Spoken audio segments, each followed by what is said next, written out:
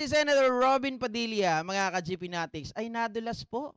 Ito, umamin na sa kanyang mga salita. Ang dami talaga natin nakikita. Ang dami nating naririnig. Dito kay Senator Robin Padilla, mukhang inilalaglag ba nito, mga kababayan? O yung mga DDS? Aminado po siya na may mga bayarang nangyayari at yung mga tao na pumupunta sa kanilang mga rally ay mga hakot at mga bayad. Uy, totoo ba yan, GP?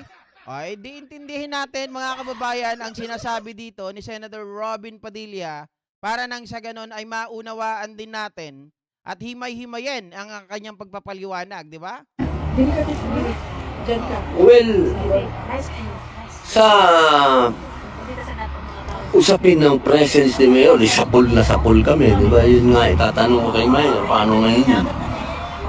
Kasi siya ang #1 crowd drawer namin. Pag sinabi mo andyan si Presidente, talagang ang tao dumadating kahit hindi bayad. Umamin na yon ha, mga kababayan. So, ibig sabihin, pag nandun si Digong Duterte, sakalang pumupunta ang tao, sakalang sila hindi nagbabayad. Kapag wala doon si Digong, for sure, pag maraming tao, lahat yan binayaran. Pero wag tayo mag-focus doon. Ang fokusin natin, alam nitong si Robin Padilla ang nangyayari o kalakaran ng mga bayaran. Alam niya po ang nangyayari na sa mga tao na pumupunta sa bawat mga rally, sa bawat mga pagtitipon ay mayroong nilalabas na salapi para doon sa mga tao at pumunta at tangkilikin ang ginagawa nilang rally or mga meeting, mga kababayan. 'Di ba? Oh. Maliwanag po 'yun. Alam ni Senator Robin na may nangyayari na bayaran ng mga tao. Ang tanong, GP, bakit nila tinatanggap? Bakit sila pumapayag? Bakit nila ginagawa ang pagbabayad ng tao para lang mapalabas na marami ang sumusuporta sa kanila? Simple lang. 'Di ba? Para makaagaw ng atensyon, para sabihin na ang PDP, ang grupo ng mga Duterte ay maraming supporter. Nakita nyo ngayon? Nawala na si Digong?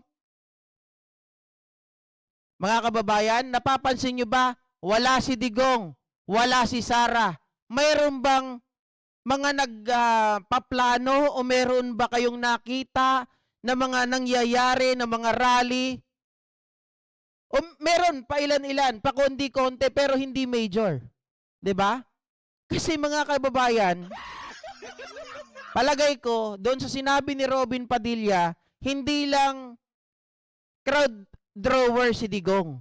Bagkus itong si Digong Duterte, mga kababayan, he is the one who command or he is the one na talagang nag-uutos para maghanap ng tao or baka nga mamaya nasa kanya pa ang pondo para ibigay dun sa mga tao at umattend doon sa kanilang ginagawang mga pagdaraos, sa kanilang mga meeting, sa kanilang mga rally. Kasi kapansin-pansin po ngayon, wala nang nangyayaring mga rally, major rally ng PDP. Then, tuwing may pupuntahan po sila, nilalangaw. Remember, itong si Philip Salvador, pumunta doon sa La Union? 'Di ba? Sa San Fernando ata yun. Mga kababayan, hindi sa San Juan, sa San Fernando daw. Oh, nakita natin, ang daming upuan, bakante. May mga nakatayo, kaya lang puro yung mga nakatayo parang mga ano lang din nila eh. Ano tawag doon? Security. Oh. So maliwanag ito, naliloloko nila ang sambayanang Pilipino. Alam nila na mga bayaran ang mga taong ito pero tinatangkilik pa rin nila. Anyway, alam naman natin, umamin naman si Digong Duterte sa sinabi niya na yan, na kahit siya nung tumatakbo, ay gumawa talaga sila ng mga trolls. Diba? Kumuha sila ng mga trolls, mga keyboard warriors, at nagbayad sila ng 10 million, mga kababayan, para lang umingay ang pangalan sumikat ang pangalan at meron silang mga keyboard warriors. O GP, wala namang katotohanan yan. Anong walang katotohanan, mga kababayan? Ito, pakinggan ninyo kung walang katotohanan yung sinasabi ko. Kasi alam ko, na-save ko yan dito sa aking profile, no? Mga kababayan, pakinggan lang natin kung ano yung sinasabi dyan ni, kung totoo ba na nagbabayad sila ng troll. Oh, wait lang ha. Alam ko, na-save ko yan eh. O ito, mga kababayan.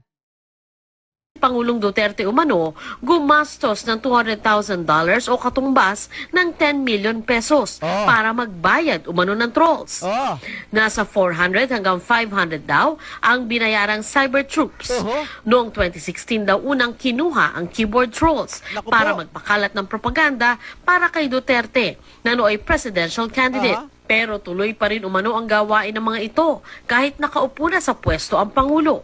Natanong tungkol dito ang Pangulo pagkatapos ng kanyang State of the Nation address nitong Lunes.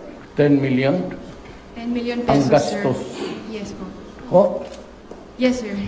Ako? Yes po, sir. It mentioned, it included your party, sir.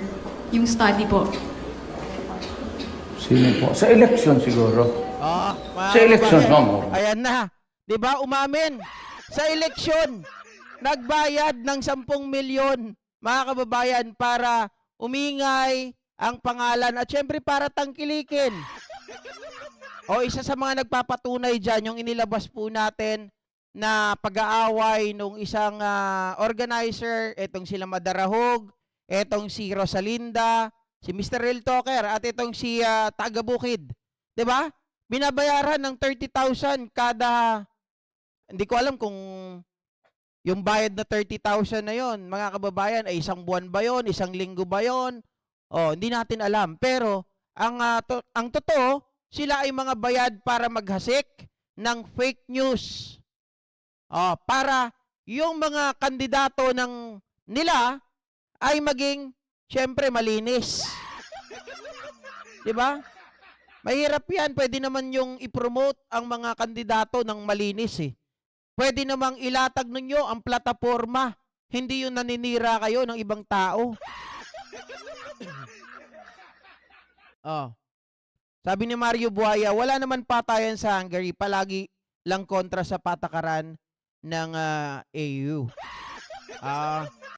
Di ko alam, pero mga ka-GP Natics, bakit sila kakalas sa ICC? Yun ang tanong doon. 'Di ba? Sabi ni Gloria Tindan, ano expect kay Sara? Boba naman talaga. May lanunag. Kaya nga tinatawanan ni Aimee, kasi halata ni Aimee na siya nga si Bato. Yun ang mahirap, mga kababayan. 'Di ba? Etong si Aimee, ang ginagawa niya, parang pinapalabas niya lalo kabubuhan ni Bato. Hindi man lang niya sakluluhan. Eh yung paano ngayon yan? Wala naman kaming pera. Ang PDP, wala naman kaming Problemado. Presidente ka ng PDP tapos wala kang pera. Mga kababayan, lumalabas talaga ang totoo na ang pera wala sa kanila, mga ka-GP Natics, na kay Digong. O totoo, pakinggan nyo kasing maigi kung kanino po at bakit ito mga to hinang-hina. Kasi alam natin na habang si Digong ay nandoon, hindi po pwedeng magalaw yung mga pera. Diba? Habang siya ay nasa dahig, dahil hindi nila pwedeng pag-usapan yung tungkol sa kaso, hindi rin pwedeng pag-usapan yung tungkol dyan sa pera. Maririnig, may CCTV. Baka sa mamaya, pag bumunta sila doon, uy, sabihin nila, Tatay Diggs, wala na tayong hindi na tayo nakakapag-rally. Yung mga tao, wala na tayong mahakot, wala tayong pera. Hindi nila pwedeng sabihin yun. Hindi nila pwedeng sabihin, kailangan namin ng pera. Kailangan namin makahatak ng mga tao. Wala na tayong nahatak. Wala nang dumadalo sa mga rally natin. Hindi nila pwedeng sabihin yun. Delicate spirit. Diyan ka. Well, Patrick, sa tama. usapin ng presence ni Mayor, sapul na sapul kami. Di ba? Yun nga, itatanong ko kay Mayor, paano ngayon yan? Kasi siya ang #1 crowd drawer namin. Pag sinabi mo andyan si Presidente, talagang ang tao dumadating kahit hindi bayad. Eh, yung paano ngayon yan? Wala naman kaming pera. Ang PDP, wala naman kaming Ang pera pala na kay Digong. Kaya hindi makakilos tong mga to. 'Di ba? Without the consent of Digong Duterte, no one could ever, mga kababayan, hindi sila makakapag-withdraw ng pera. Hindi sila makakapagbigay. Hindi sila makakapag-abot doon sa kanilang mga vlogger. Kaya pala nag-aaway-away na. Kaya pala nagkakagulo na yung kanilang mga vlogger dahil wala na pong natatanggap. Remember, kahit itong si Maharlika tapos si Sas, nung panahon na tawag dito, kapanahunan ng Quadcom, kainitan. Biglang-bigla, sabi ni Maharlika, sabi niyang gano'n, alam nyo, eto, Pidea Leaks, yung pulburong video na yan, langhiya na yan, si Digong Duterte talaga ang may gawa ng lahat na yan. Tapos sunod, the following day, tumawag siya kay Sas. Hello, Sas, natanggap na ba yung pera galing kay Tatay Diggs? Ako kasi wala pa, putya. Sabi ni Mami Labs, ayaw nila maglabas ng sarili nilang pera. Alam mo na, mga kuripot, ang gusto lang talaga na itong mga to, mga kababayan, hamig ng hamig, ayaw maglabas. Mga ngampanya, pero ayaw maglabas ng sariling pera. Kaya nga sabi ko sa inyo, itong mga to sobrang napilayan. Biruin nyo, wala nang lieg, wala si Digong. Wala pa silang kamay, wala na pogo. Yung batong puti, mga kababayan, wala na rin gaano. 'Di ba laging nahuhuli? Dahil kasi kung hindi kay Police Master Sergeant Mayo na nahuli nila yung 1 ton ng puting bato, sigurado marami pang pera ito mga to ngayon. Ngayon, nandun na lang kay Digong. Wala nang ibang mapagkunan. Nahawaan na rin ni Sarah si Robin sa pagpapaawa effect. Ganyan talaga.